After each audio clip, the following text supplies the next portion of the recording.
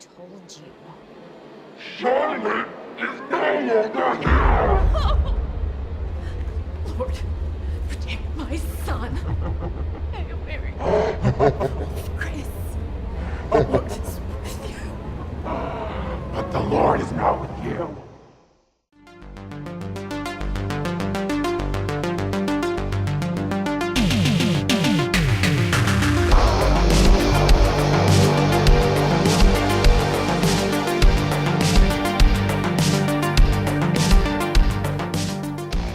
We are talking a demon within, also known as Nefas, which is the name of the demon in this movie. This has actually got two directors. We've got Ayush Banka and Justin LaRue. So the story here focuses on this woman and her teenage daughter. As they move to a new town and kind of start their life anew, and they move into this old house that has a little bit of a history, although they're unknowing of that at the time. Now, this house seems to have a bit of a history in regards to demonic possession. There was a young girl there who lived there previously that was apparently possessed and actually died because of the possession. And this has actually kind of divided the town in regards to what they think we have. Like the local priest, for example, believes it was a demonic possession.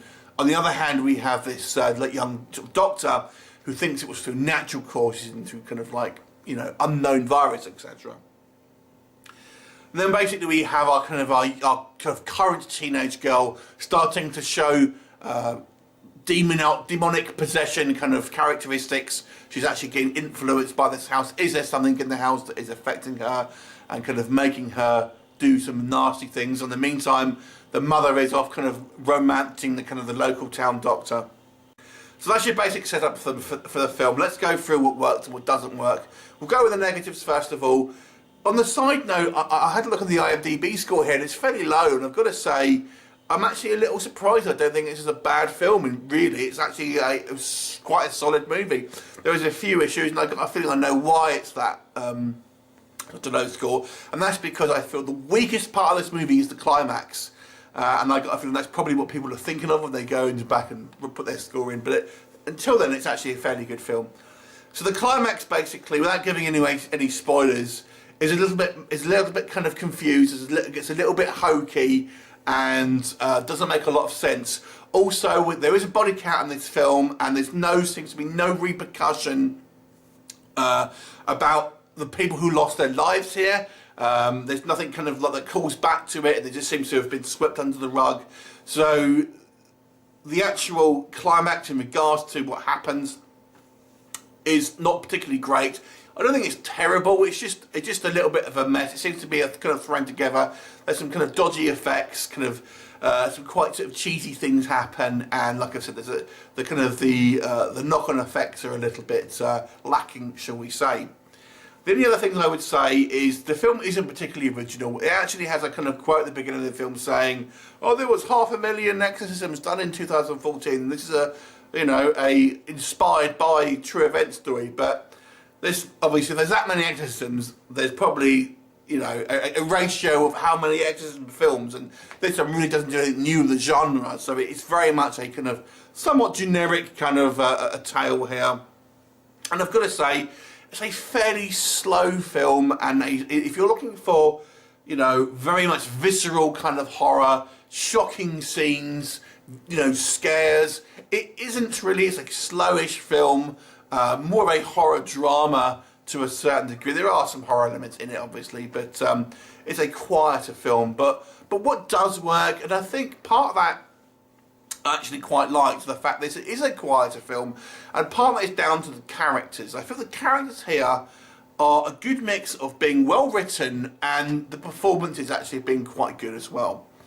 So, to give you a brief rundown, the mother, there's three main characters: the mother, there's the daughter, and the town doctor. I thought the mother was a great actress here. She makes this character seem very independent, and there's some choices in the writing in regards to what this character does. I mean, I really like the fact that we have a situation where we have a woman pursuing a guy in a kind of a romantic way, rather than the kind of the typical kind of what we see where a man's chatting at the woman. It's nice to see it flipped on its head, and we have this woman clearly kind of very kind of interested in this doctor, and he's actually almost a little bit, whoa, slow your roll there.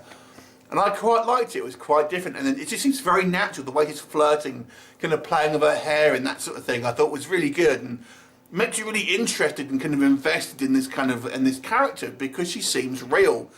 The daughter as well, you know, she's kind of starts off very happy-go-lucky, typical kind of teenage kind of girl, having a little bit of banter with her mum about the kind of sexy doctor and all that. And then she changes into the kind of, obviously, when she's possessed. Over here, her performance changes. I thought she does a great job of looking quite menacing, given these like weird stares and things like that. I thought she actually did a pretty decent job there. The Doctor, I can understand maybe some people will have a little bit of an issue with his acting, but it's very quiet.